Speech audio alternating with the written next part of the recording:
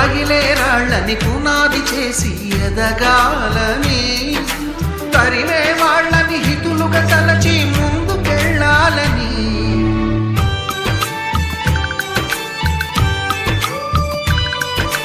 కన్నుల నీటిని కలల సాగుకై వాడుకోవాలని, కాచే నిప్పుని ప్రమిదగా మలచి కాంతి పంచాలని, గుండెతో ధైర్యం చెప్పెను, చూపుతో మార్గం చెప్పెను, అడుగుతో గమ్యం చెప్పెను, నేనున్నానని నీకేం కాదని, నిన్నటి రాతని